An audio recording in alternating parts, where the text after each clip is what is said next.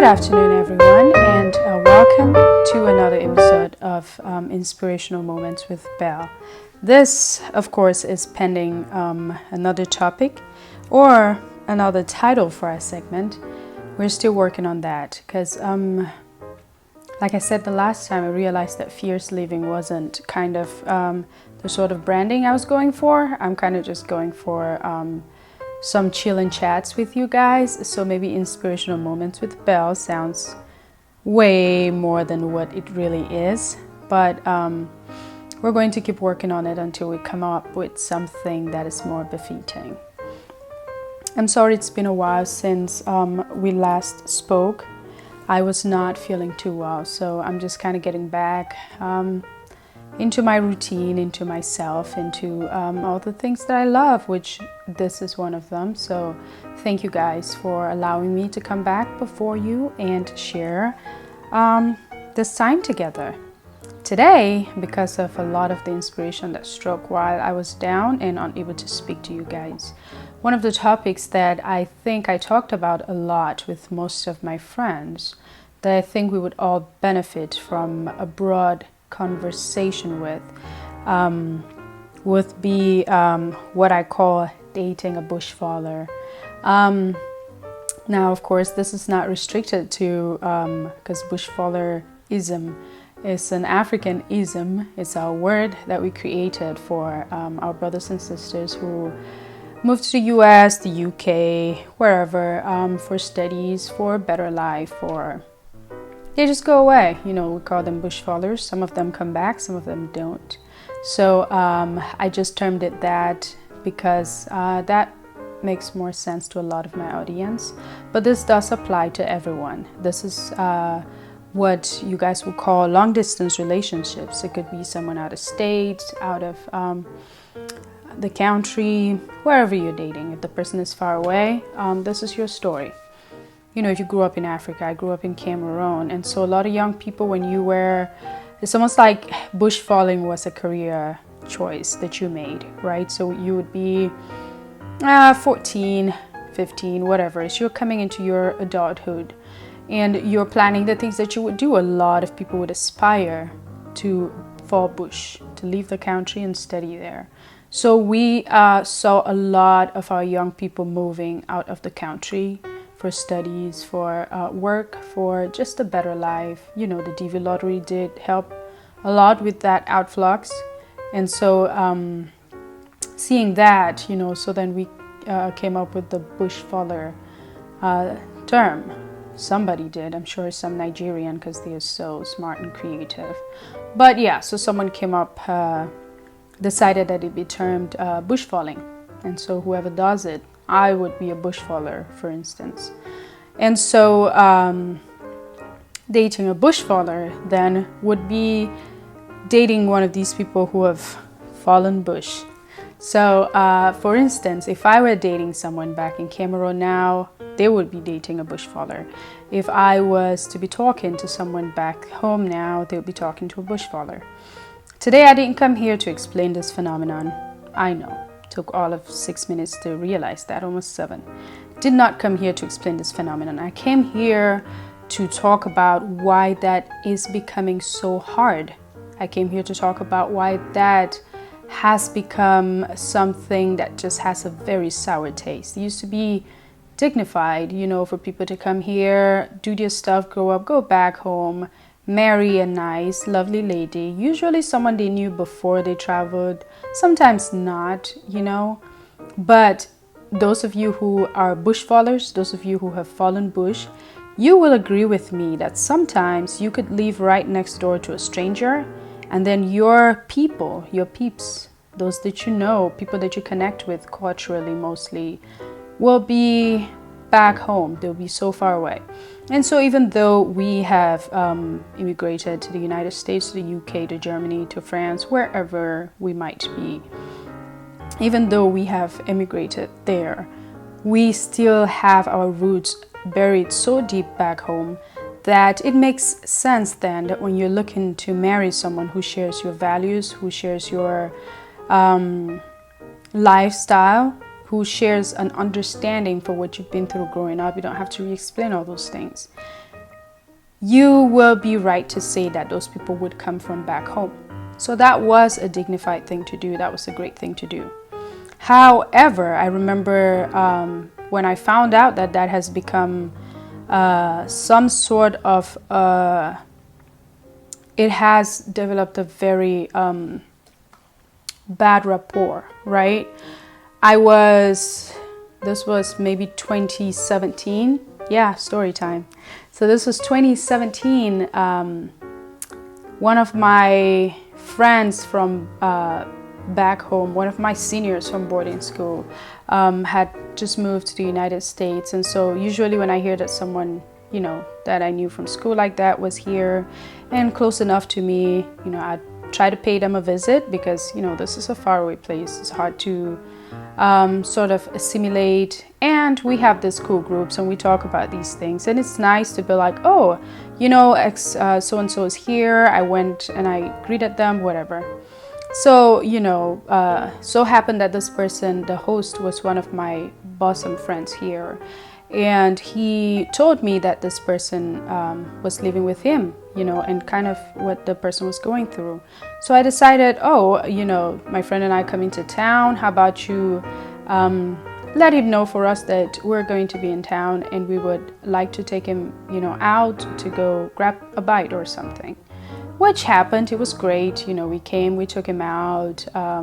We chatted, kind of tried to catch up on where he's at, what his plans are. The whole, you come to America, you have to have goals and plans beyond here. And yeah, we had that conversation. It was great. But then about a year later, one of my friends that we've been a little estranged. That's how you say that word, right? Well, yeah, we've been a little estranged. She called me and we're talking, kind of just talking about like what our relationship has been through. I thought maybe we were patching things up, starting over, all of that funness. I mean, we still are cool, but our communication is still a little just strange, not strange, but stretched. Okay, so we're talking and then she mentioned to me that she found out that I had gone and that I was hanging out with this guy, right? Which I was like, yeah, we did that. We went and we took him out, because he was new here. And yeah, so that did happen. And then she said, oh, yeah, so because they've been told, and hear this, they've been told that it's kind of like a poaching thing, right? So it's like apparently girls in the United States are... this is girls, from home in the United States. They find it so hard to find someone to marry here because their standards are whatever. And so they're always looking for, these guys from back home to try and poach, to try and approach, I should say. So to try and date these guys. And so she tells me, I heard that that's what that was. So you sort of wanted him and he didn't want you. And I was so embarrassed. I was like, what? But then that's when I sort of realized that, now this phenomenon that used to be a beautiful thing, now that has made it seem like, in the culture, I think there still is this huge allowance for, women being shamed, for not getting married, even by those who are not married themselves. Women are shamed for it. It's like either you weren't pretty enough, or you didn't keep yourself up well enough, or people don't want you because your standards are too high. People don't want you because you are, standoffish, maybe. So there's still that shame culture for, a single woman. And then imagine how that translates then into, say you're single and you're in the US and then you're talking to someone back home who is not as devoted to you as you are to them. And so then they could go on and shame you with your friends and, whatever. But yeah, so when I found out that that was the perception, so essentially then I understood why sometimes, I've spoken to, being in the United States and having had, I left Cameroon when I was 19. I was full grown, and so I had guy friends who were like very interesting, like, okay, if I was supposed to be here for another couple of years, I would date this one, or but we were just friends because I was still pretty young, and just never considered early dating as such a great thing. But yeah, so I've talked to some of these people over the years, to try and see if they are who indeed I think that they are, to try and see if there's someone that I would date, to try and see if. But in my mind that whole time, I'm not thinking that, they're assuming that because you're talking to them, you are propositioning them, essentially. So then what happens is some of these people would approach you. They would ask you out. They'll call you or, link up with you on wherever, that you guys haven't been in touch for a while. You start talking. They talk about all these feelings they had back in the day and they were too scared to tell you about it because blah, blah, blah, blah, blah. I'm sure we all have heard these stories. And so, I'm just kind of rehatching and adding some things that you might not have thought about. So then they do that. And then as soon as you start to listen closely to what is it that this guy's saying, can they be serious? Is it something I should consider? Then you start looking, right? So because when you get to that point, you start looking to see what the seriousness is, and then they just sort of, it's like they advance things and then they stop. Some of them very quickly start asking you for money. They start, oh, I have this business plan, I was thinking maybe you can send me this money, because again, you're like a sugar mama, even if you're younger than them, but you are now this person who all of a sudden has all this money. I don't know where it's at, guys. I can't find it. But you all of a sudden have all this money and you just need a man. And here they are offering their great services and you're supposed to be grateful, and that's supposed to be all that they bring to the table. And so you start talking to these people, you're getting to know them. You very quickly find out that this is the kind of person that they are. Because like I said, they start to either ask you for money or they start to make plans with you that completely, every plan that they make with you includes you coming back home, right? None of them is making the realistic plans, because if you could, you would go home, you would go hang out with your family, you would get to know them, in person. But they just assume that because you're here, you're the one who has the money and the flexibility to be able to do all these things. So, at that point now, they are talking to a sugar mama. They are talking to someone who's going to sponsor the entire affair, and they presented themselves. That should be enough. They come to you to cry when there's something going on, but then for the most part, that this is not an equal partnership. That it's not a partnership, and so you can't be serious about it either. So, without further ado, with finding out about all of this, I have talked to a couple of my friends to try and find out what. Isn't it wonderful how all of a sudden that motorcycle decides it's time to move? But okay, I hope it's gone. Okay, so with having these conversations with some of my friends and trying to see if I'm the only one who thinks that this is BS, but finding out that a lot of them have been thinking this but not knowing how to properly process this, and a lot of people have not quite figured out what to do then with this, because a lot of people, like I said, if you grew up in Cameroon or Nigeria or Ghana or wherever, and then you moved here, chances are you have a love interest back home, right? You shouldn't be ashamed of that. You shouldn't have to end that. You should be able to build something with this person, but a realistic partnership. Now, one of my friends asked me, what is a realistic partnership? One of my friends is like, what would you consider a realistic partnership? What would someone bring to you that would make you look at them and say, hey, even if they cannot be financially responsible this way, how can they prove to you that they can be responsible in other ways, right? So I said, love is love. First, I'm going to share this quote by Gilbert Parker about long-distance relationships. He says, love knows no distance, it hath no continent, its eyes are for the stars. Love just looks up. Love wants to see this great, beautiful growth. So if it's just love and if it's just the beauty of love, hey, it comes, it's good, it goes.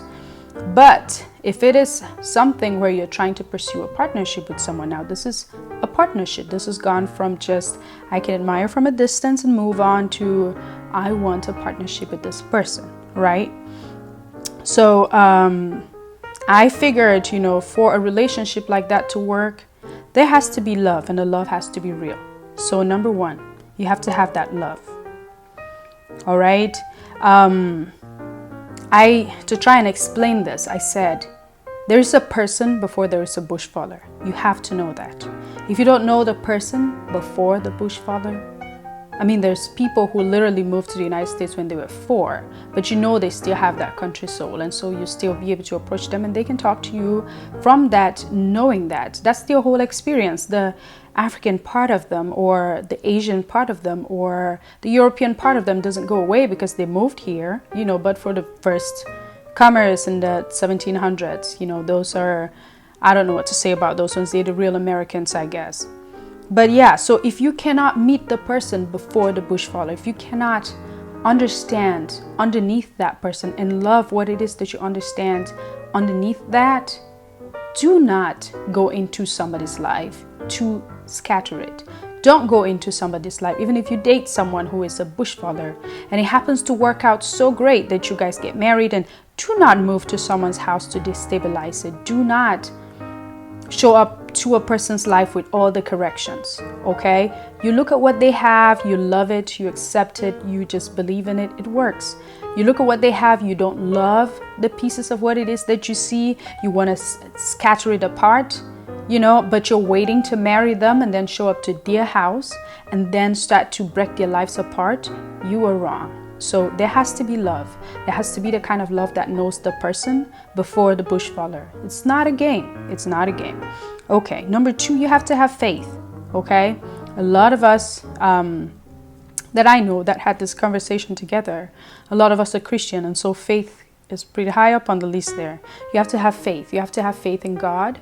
You have to have faith in that your partner is going to have that faith as well. So if you're a Christian and you're talking to a Christian and you guys are, I know sometimes this works out better if you guys are plugged into Christian communities. I'm getting counsel here, you're getting counsel there. There's someone here that you can talk to that I can trust to check up on you with. A Christian brother or sister, whatever they are. But there's someone else that can help me account for you than you.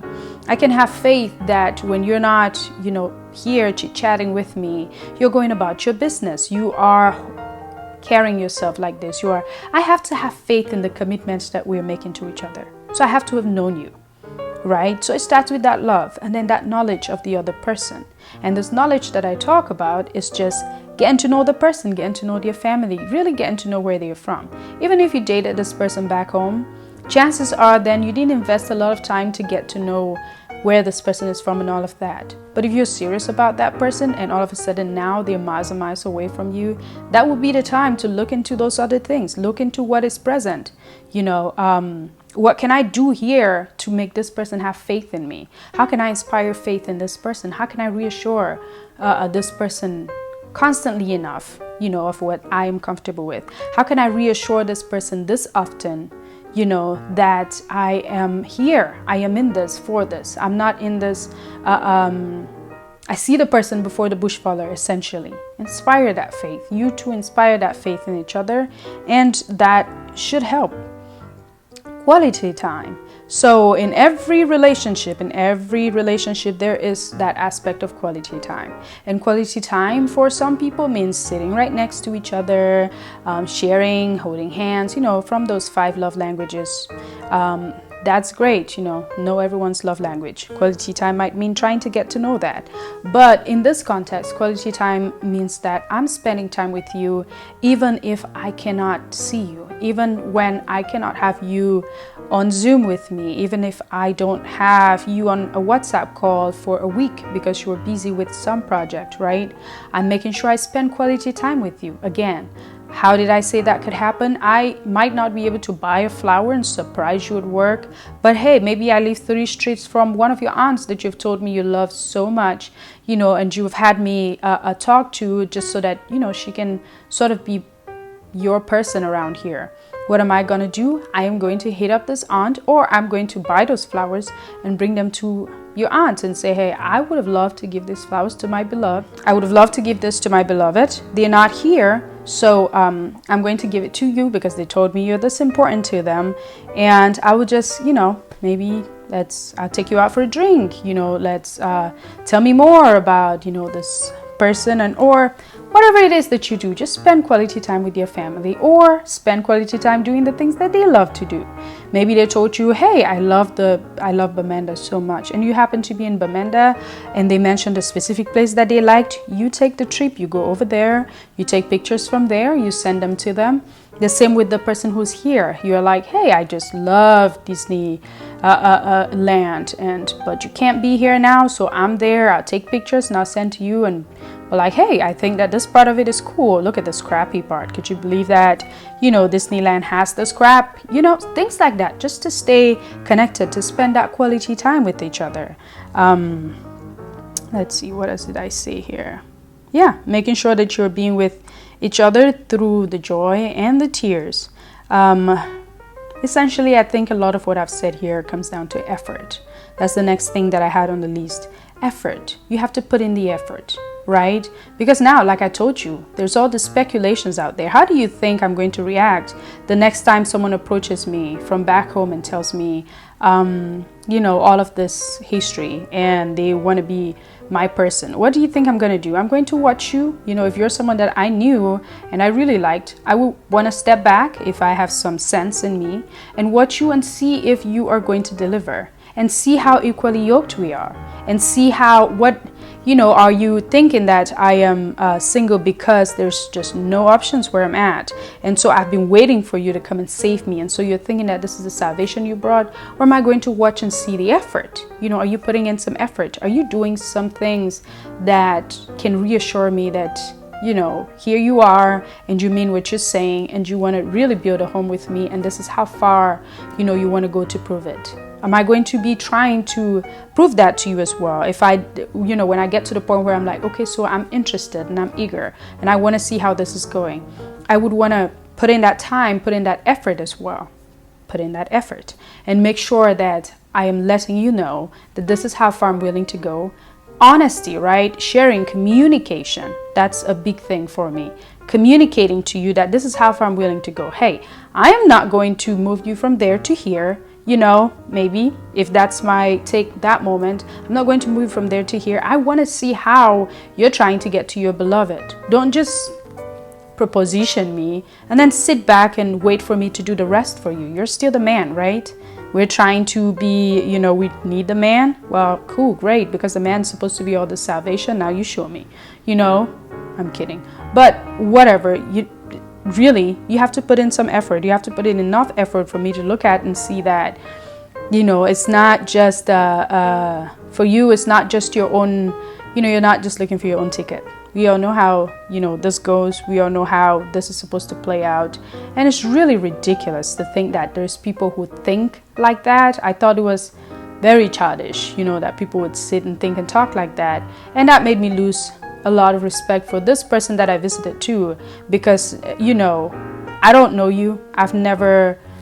You and I have never, I knew you from back home, but since I came and I visited you, I took you out, but you and I have never had more conversation other than that, and you hung out with me and my friends. You're leaving with one of my friends, so it was you, me, my friends. There was nothing there that was worth mentioning apart from to my classmates, like, hey, I saw this one senior and we went and we did this and we did that, but for you to carry that and go make it into some kind of that's some desperation cry. That's how some people do think though. But when you know that that's how someone thinks, you decide, is this what I'm looking for?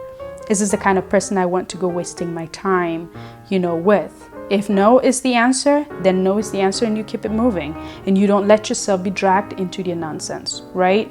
So, but yeah, you have to put in that effort, and you have to communicate so that you get to know this person more than what you hope that they are. You get to know the person behind the bush faller. All right, perseverance. So when all of this has been done, you guys have communicated, you've shared your faith, you've shared your dreams and hopes, your aspirations, decided that, hey, this is the person that I want to dive in, you know, and do this thing with. You know that nobody's perfect. Not the bush faller, not the person back home. None of you are perfect. Yesterday I was having a conversation with one of my friends where I was talking about how experiences in our lives appear as files in our heads. I watched this one psychologist talk about this when it came to relationships. You know, you have this file stored up in your head from all the things that you have been through. You know, there are things that hurt, and so your brain has these files that is going to go through when that thing happens again to tell you if this is a run away or stand and fight now, or this is a warm fuzzy situation, hug it and be in it, right? So you have all this experience in your head, and you know that everyone else has this experience in their own heads. So, you know, whenever something happens, when you guys are having a conversation that quickly turns into an argument, you realize that, hey, this person has this file that they are sorting through. Maybe they had a bad experience that they're sorting through their files, and this sounds like a red flag. You know, do I want to explain this to them? Is it not worth it? Am I done now? But perseverance is key for any relationship. I think that having this intercontinental dating or online dating, all of this stuff, what it does sometimes is makes us always so eager to jump onto the next thing, right? We meet the one person, we start to get to know the one person, we don't take the time to get to know the one person properly. They do something, you know, we all have this list of, I can't do this, I can't stand this, I can't be this. They do something, and then we're so quick to pack up and leave and go try the next person, pack up and leave. How many pack up and leaves would you do, you know, before you sit down and have an honest conversation with yourself? So I don't believe in packing up and moving before you have persevered and really seen that, okay, there's something here for me or there's nothing here for me. Don't commit until you have had these conversations and communications and understood that, you know, this is what it comes with. I'm accepting this. And when you've committed, persevere, you know, at least for a little bit, until you are like, okay, so this guy's so lazy, or this girl is so lazy, she's just sitting on her behind and she's just waiting for me to spoon feed this life to her, and I have come so far in my life, I don't want to have to do that. So, you know, see ya until you come to that, you know. And in all, you know, I'm really talking here to relationships that, I don't know, I think that a lot of the new relationships that start on Facebook and Instagram, and that's our, you know, here in the United States, they have dating apps and all this stuff. But for us, you know, the bush fallers and all that, bush fallers, dating a bush faller, that's how that happens. For us, our intentional dating happens on Instagram and Facebook, and, you know, we're still very traditional like that. Some have all the dating websites, but I've never really seen the ones that are like, oh, and he's in Africa, or heard about them at all. So really, I think that those people who just met there, so say we never went to the same secondary school, we never went to the same university, we don't have mutual friends, we don't know each other. I just saw you on Facebook and I'm thinking I'm just going to marry you, you know, and so we're going to get talking and getting to know each other. You know, I'm more wary of those. I think that those ones are just setups for a lot of time wasted and a lot of heartache, right? From the experiences I've heard from people have tried, but most of the time it's ended with, because it's superficial. You know, Instagram, you take a picture, you put it through a filter before you post it. Like you're looking at me now, you know, on this video, I'm wearing my red lipstick, you know, I'm wearing some makeup. If you see me in person, I might not be wearing all of that. And so it's very superficial. So a lot of the time we are looking at that, you know, oh, but he's pretty, you know, oh, he's really good looking. And then he does something that should have been a red flag, but we forgive because, you know, oh, he's so good looking, you know. And so then you waste so much time, and there's real people around you this whole time. There's people who God has sent to you. There's people who you should be creating connections and, you know, starting something with, but you are passing all these people because, oh, there's this gorgeous guy on Instagram who just seems to really like me. And you don't realize that Instagram is just that easy. You know, every day you can find so many great looking guys there because, hey, we have all these filters and we can all look just as amazing as we want to look. But real life is messy. You know, real life is messy. You take them out of that. So if you never get to know them outside of that, of social media, and you are putting your whole heart and soul into it, you're setting yourself up for a lot of pain. And so I say that to say most of what I've said is I'm talking to people who actually either are talking to someone they dated before and then you're reconnecting, or people who, you know, just they didn't date, but they went to the same schools. And so they really know each other, you know, on a personal level. And they're connecting now because they didn't get a chance to connect before. But you already know enough about each other to be like, you know, we have history here, and we have mutual friends, and we have all these things that could hold us kind of accountable for all of this that we're. So that's really that's really my target audience here, as we say. So, you know, if that's your scenario, that's who I'm talking to. I'm saying, realize that people are messed up. Realize that people's hearts are messed up. Realize that social media is fast. Realize that you do have to, even as you want to be innocent, you know, love seems to want to carry a lot of innocence when it shows up. But at the same time, there's so many people just messing it up for love, right? I say that, and I don't know, if you think about it, maybe you'll catch what I mean by that. So even though you just want to be innocent in love, and you just want to be accepting and loving, you just want to take love and give love back and have that be enough, a lot of people are so messed up that that's never going to be enough. And so when you're going into these relationships, you want to take your time. You want to do it like you would do if someone was with you. You want to make sure that you're giving that person that time of day if you decide that they're worth your time of day.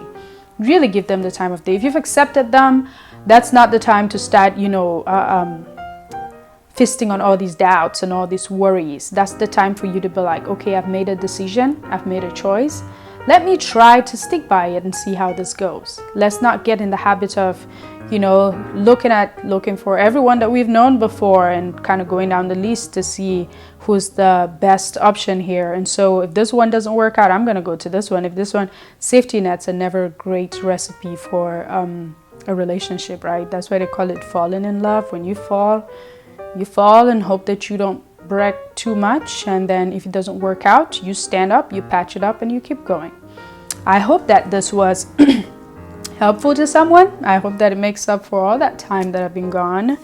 I hope that you guys enjoy, you know, tell me what you enjoy. If you enjoyed just the story time, there's too many stories out here that we can tell. If you enjoyed the lessons, if you know, share with me kind of what you're learning and how you wanted me to approach this topic.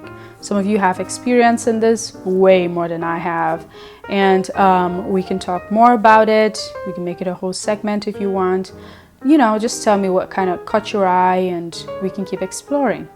Thank you guys so much for listening. You guys are the real MVPs, and enjoy the rest of your day. Again, this is your humble host, Belle, and I am always honored to spend time with you guys. Thank you.